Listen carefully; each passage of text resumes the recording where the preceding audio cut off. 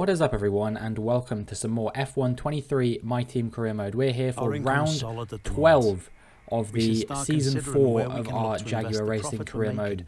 And first things first, we have to do a contract negotiation. We are going to re-sign Kevin Magnussen for the second half of the season, I hope, unless he rejects this low-risk offer for whatever reason. He shouldn't do. He's been good enough for us so far to help us get into third in the Constructors' Championship. We wouldn't be there without him, so I can comfortably say that I want him on for the second half of the season, and hopefully he can keep delivering even stronger results. We're going to use the money from Kevin Magnussen's contract renewal that we've got left over to invest in a fitness center upgrade here, which is going to allow Kevin Magnussen's racecraft, awareness, and focus stats to be improved.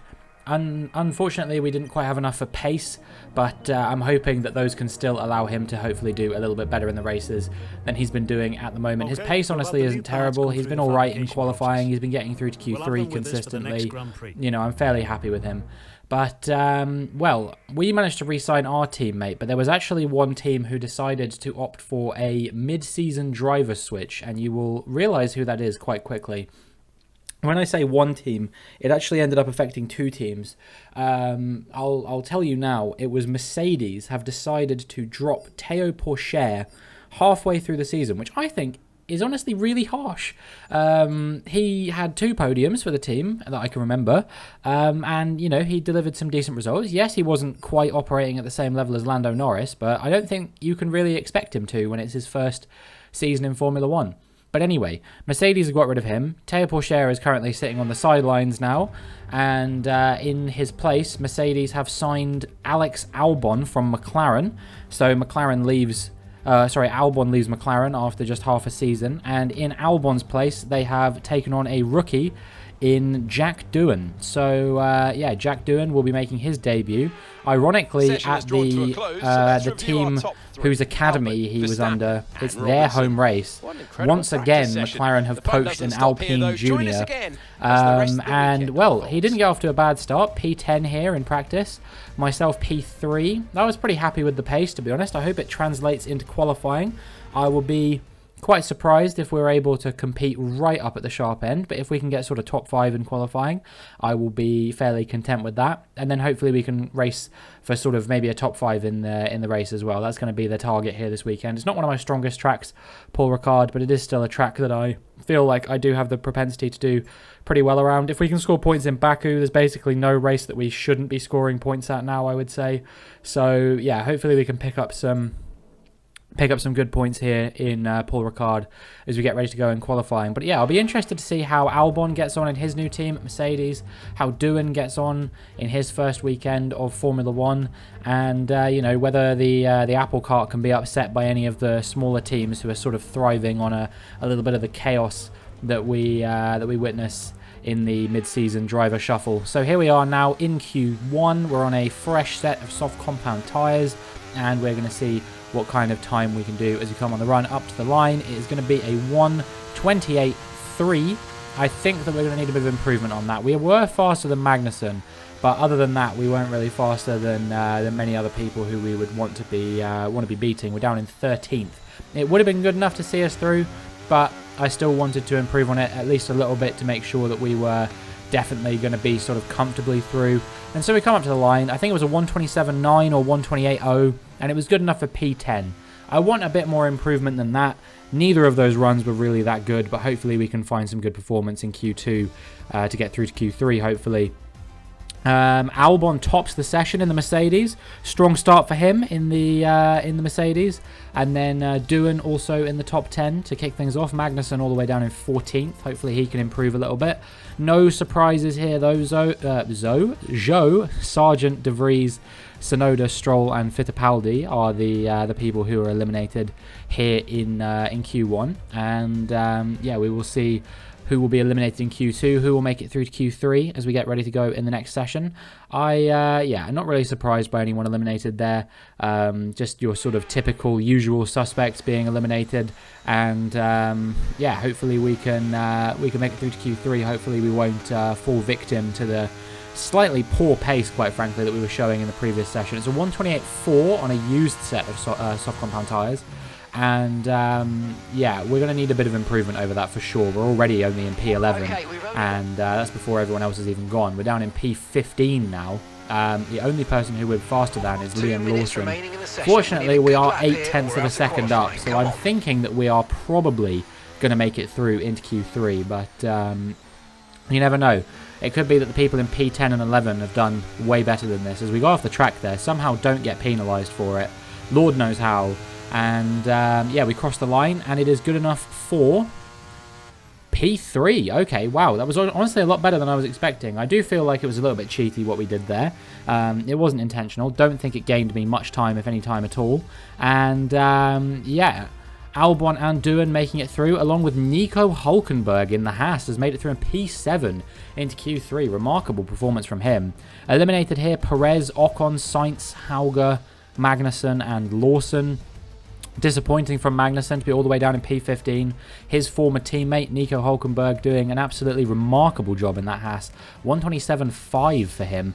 That is one of the all-time great laps of his career, probably, to make it through into Q3 in a Haas like that.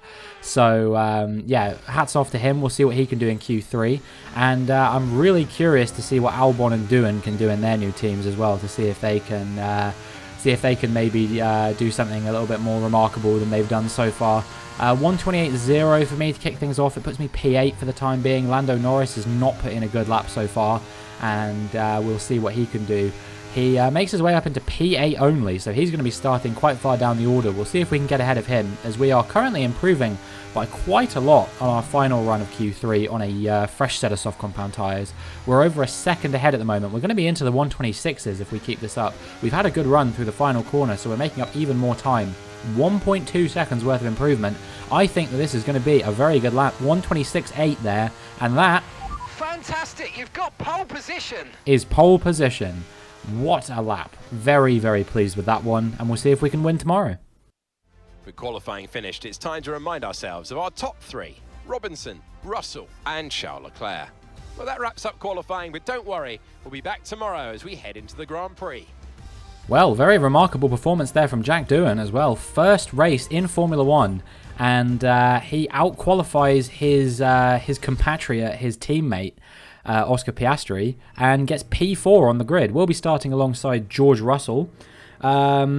And yeah, we'll see if we can hold him off and everyone else around to hopefully maybe fight for the victory here. It certainly wasn't something I was expecting, but I am pretty happy with it nonetheless, and hopefully we'll have a good race. Hopefully Jack Doohan can have a good race. Obviously Théo Pourchaire, he got a podium in his debut. Maybe Jack Doohan can do the same thing from 4th on the grid. It seems very possible. I didn't even touch on that, but it is an all-Australian lineup at McLaren now, which is quite cool to see. Am I right in saying that Bruce McLaren was Australian as well? That's kind of cool, if that is true. I might be talking out my arse there, though. I can't remember off the top of my head. But anyway, enough about McLaren. More focused on Jaguar. Let's see what we can do as we get into the French Grand Prix. Welcome along to France, one of the great racing meccas, host of the world-famous Tour de France, and widely thought of as giving birth to the art of motor racing in the late 1800s. How far we've come since then. As this year's race gets underway, it's time, of course, for the French Grand Prix. 6 lefts and 9 rights give us a total of 15 corners here at the Circuit Paul Ricard, and a lap covers an overall distance of 3.6 miles. Average speeds will be somewhere in the region of 142 miles per hour, and they'll be maxing out on the Mistral Straight at around 205 miles per hour. Off the back of a fantastic qualifying session, it's time to see how our starting grid looks like for today's race. Robinson lines up on pole position, just ahead of George Russell, who starts this event from P2. Considering the rest of the grid, we have Leclerc, Doohan, Oscar Piastri, Albon, Gasly, Verstappen, Norris, Hülkenberg, Perez, Ocon, Sainz, Magnussen, Liam Lawson, Joe, Sargent, De Vries, Hauger, Tsunoda, Stroll, and Enzo Fittipaldi. And now it's time to head down to the track. A warm welcome to Natalie Pinkham, who is beside me in the commentary box today. Let's talk about Robinson. What do you make of their performance so far this season? It's been a really solid year so far. There have been some incredible standout performances. But what's really impressed me has been the consistency. With this kind of form, I'm expecting another good race today. Okay, we've got that relief of having points on the board finally, so let's keep that form up and get another top 10 finish today, please. Well, I've embarrassed myself a little bit. I had a look during the introduction here, and it turns out Bruce McLaren was actually from New Zealand, and so pretty much everyone from New Zealand now hates me, and I am completely irredeemable in their eyes forever. So, yeah, apologies New Zealanders for that one. I know that it happens a lot, and it was not my intention whatsoever.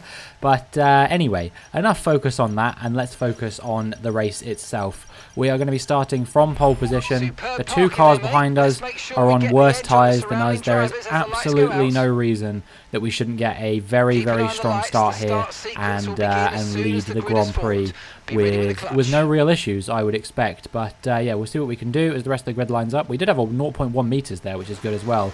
But it is time to see what we can do as the lights come on and the lights go out. And unsurprisingly, we've had a very, very strong getaway here. We are already over half a tenth, or half a second I should say, ahead of all the cars behind. Doohan has made his way up into P3, Albon up into P5, Albon up into P4 actually, so both of them showing very, very strong performances to start off here. Albon into the, Doohan into the podium positions I should say. Let's see if he can hold on to that. That would be a really, really impressive way to make your debut, especially at your academy's backyard. You know, Doohan obviously was an Alpine junior, and much like Oscar Piastri, he has been poached by McLaren to come and race for them instead of racing for Alpine, who have stuck with the same lineup the entire time we've been racing in F123 so far. One of the only teams to have done so, I believe, along with Ferrari. I think everyone else has made changes now, if I'm not mistaken. I'm trying to think. I don't think any of the bottom teams have kept all the same drivers the whole time. So yeah, it will be just Ferrari and Alpine are the only ones who haven't made any changes. So it'll be interesting to see how they change over the course of these seasons that we're racing in. Obviously, we're in season 4 at the moment. It is my intention to hopefully do 10 seasons, but you know, obviously at the moment I've got a lot more free time than I might do in the future, and so I can't necessarily commit to doing 10 seasons, but that certainly is my aspiration. Ocon has come into the pits on lap 1, assuming there was some kind of damage. Disappointing for him, because I'm sure that he would have wanted to get a good result here for the team, for Alpine.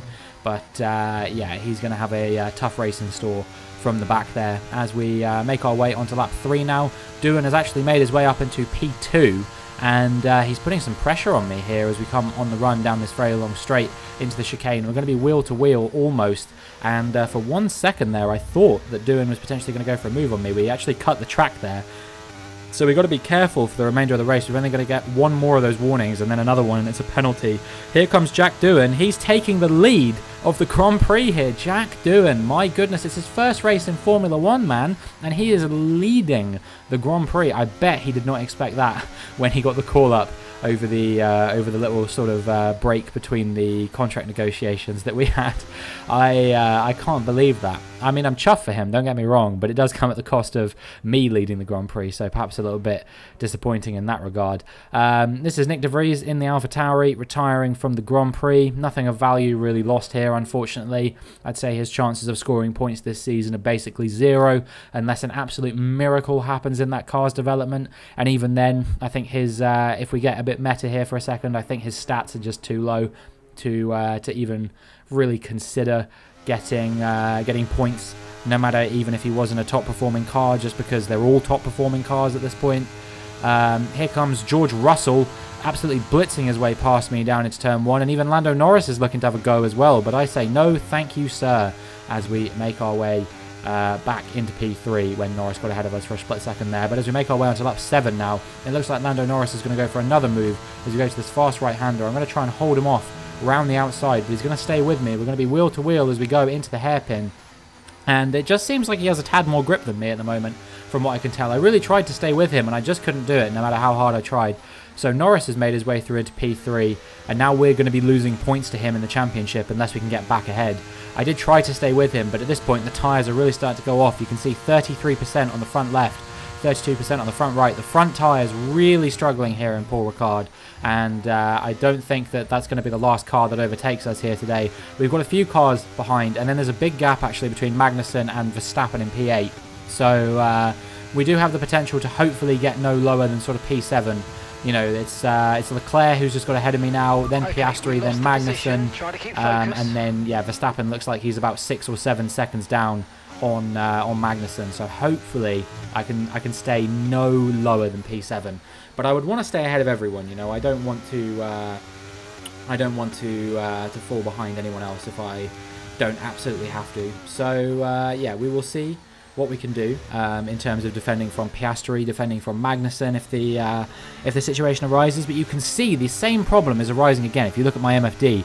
Overheating tyres, overheating front tyres, getting up to 114, 115 degrees Celsius. How is this happening? This is a track that's just basically just a bunch of long straights and a few sort of fast corners. I really don't get it. I really don't understand. We came under a bit of pressure from Piastri there, but we managed to fight him off for the time being. He's going to put some pressure on us again here on lap 12 as we go into the chicane, and we're going to sweep around the outside of him. It switches to the inside for the next phase of the corner, and that allows us to stay ahead of him for the time being.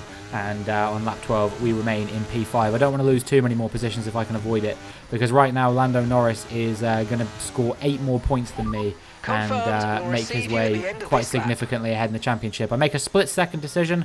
I'm going to box. I'm going to try and get ahead of at least Leclerc, if not Russell, and the cars in front as well. I don't think I'll get ahead of Doohan no matter what happens, but maybe, just maybe, I'll be able to get ahead of the likes of Russell, Norris. You know, those kinds of guys. We'll see what we can do. Unfortunately, I've absolutely screwed Kevin Magnussen here, and I feel really bad about it. I didn't realise, but yeah, this was the lap that he was going to be coming into the pits as well.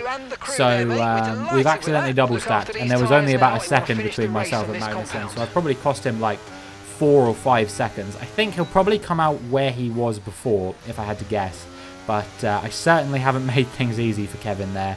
So, yeah, I feel really bad about that. Switch to the replay camera here. I've got a few cars to clear. Hulkenberg, Sainz, and I believe that is Albon in the Mercedes. So I'm going to see if I can get ahead of those guys quickly. We're already ahead of Hulkenberg and Sainz up into P8, I believe this is. And now we're going to see if we can use the DRS to get ahead of Alex Albon in his brand new whip. He is currently in P7, and yeah, we're going to try and close him down, use the DRS, use a bit of battery, pull to the inside, and we're going to brake nice and late into the corner. He starts to turn in, realizes I'm coming, and he's like, I'm not even going to fight this, because what is the point in fighting it? I think he has a car issue, to be honest with you, because he's been very slow all race. So, yeah, it was really not worth it for him to fight with me. This is Esteban Ocon, hometown hero, of course. This is his home race at his team's home race as well. A very, very important race for them, and it is over for him. So I'm sure that he is going to be absolutely devastated about that. But you know, not much that we can do about that one, unfortunately. As we make our way onto lap 18, Charles Leclerc has overtaken me once again in this race. We came out ahead of him for a split second, but in the end, it just wasn't enough to be able to keep him behind forever. Piastri is also sizing up a move here, but we force him to be fair, he had more room there than he was letting on. I think he was just going a bit too hot into the corner, which is why he had to take to the runoff area. That wasn't my fault. I definitely gave him more room than that. But yeah, that allows us to get back ahead of him, and I'm sure that won't be the last we see of the Australian driver in this race. I'm sure that he will be putting a lot of pressure on us. But then after that, Sergio Perez is 7 seconds down on us. So I feel like if we get overtaken by Piastri, that might be the last thing that happens to us in this race. So hopefully we can at least make things a little bit competitive here. There's going to be wheel to wheel with myself and Piastri here once again, as he does eventually overtake me into lap 19, but I've got a much better run through the first couple of corners, and I think we might be able to put some pressure on him here and potentially down into this next corner. We're going to try and go up the inside here, and we've just about managed to force ourselves into that gap. He's going to have to give us a bit of room, wheel to wheel between myself and Piastri here, and this is shaping up into a great battle, so this is awesome. And we've actually managed to get back ahead of him here. I'm not quite sure how we've managed to pull that one off, but we are back through into P5.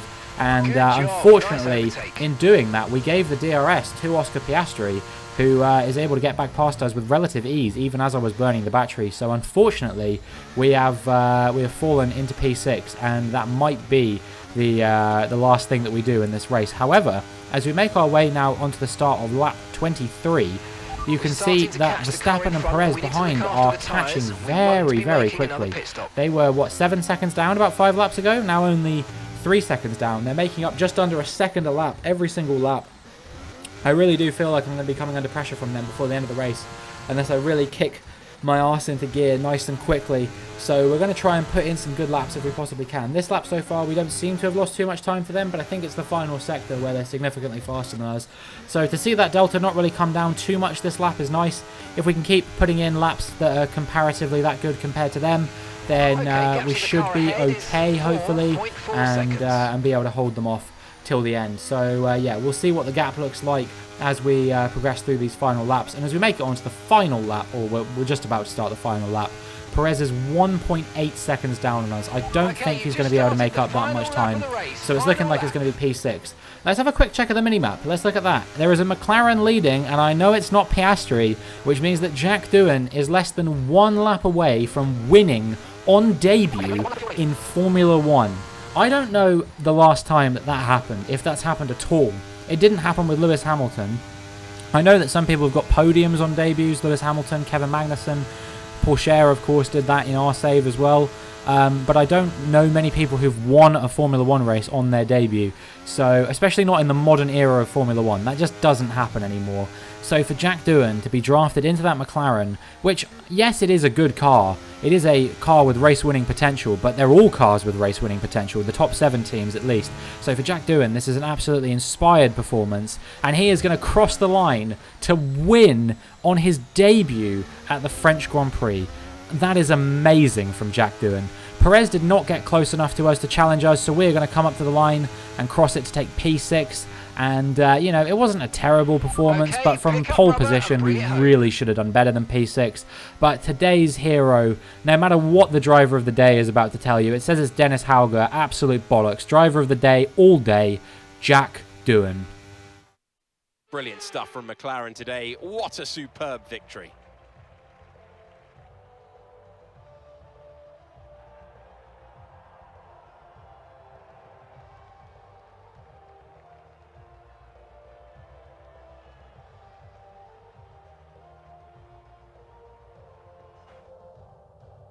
Our winning drivers are on their way to the podium right now. It's been a fantastic race for McLaren, that's for sure. And no doubt they'll be celebrating tonight.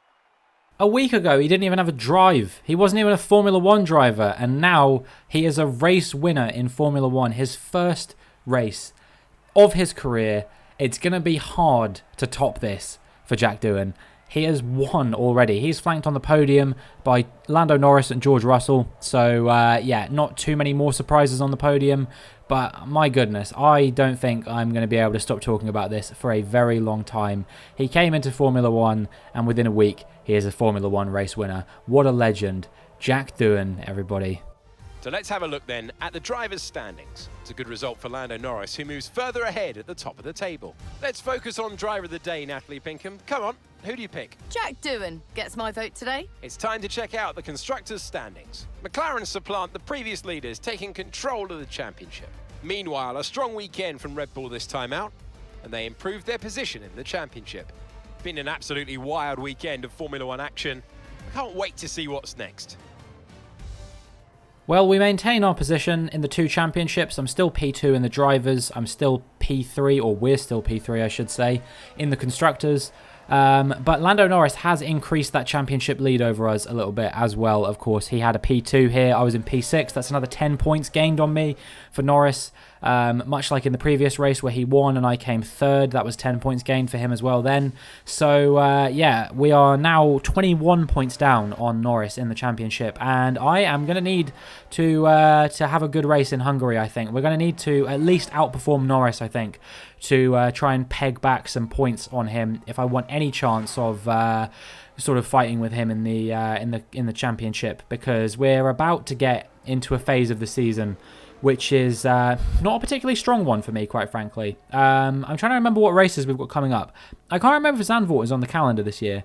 I can't remember if it was last year I took it off or if it's this year that I took it off. In any case, there is a chance we might not be racing at Zandvoort, but we definitely will be racing at Spa and Monza, which are two tracks which historically have not gone amazingly well for me in previous seasons. Spa's okay, but Monza is one I really, really struggle at compared to other circuits.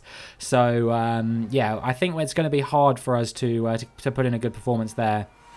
Especially if we're on 99 AI, which, looking at the differential between myself and Leclerc, I don't think there's going to be anything that can overturn his deficit to me in the rivalry.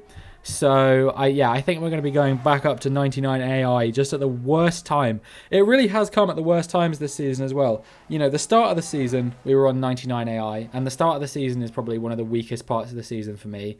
That sort of second quarter of the season is typically a pretty good one for me. You know, we've got the likes of Spain, Canada, Austria, Britain. All of those races are ones that I find I'm typically actually pretty decent at. So, for those to be the ones that we were doing on 98 AI, maybe that works in my favour because it means I'm actually getting good results there. But once again, we're going to be bumping up the difficulty right as we get into a phase of the season that I'm not so good at. But once we get past Singapore, get into Japan, there aren't really too many races after that I'm particularly scared of, with the possible exception of you know, maybe Mexico or Abu Dhabi, something like that. Those ones don't always go amazingly for me, but to be fair, those ones are a little bit hit and miss. Sometimes they are quite good, sometimes they aren't. I never really know what's in store with regards to those. But in any case, yeah, I think that it's gonna be a difficult one to get back at Lando Norris immediately in the championship. We might have to play a patient game. Obviously, there's still 11 races to go left in the season, so there's still plenty of time to close down a gap to him. Even if one does emerge in the next few races, we'll have many races to close him down. So I'm not panicking just yet, but certainly I do want to start getting some good performances to not let that gap become unrecoverable. But anyway, that is going to be it for this video. If you enjoyed, please make sure you like and subscribe, and hopefully I will see you in the next one.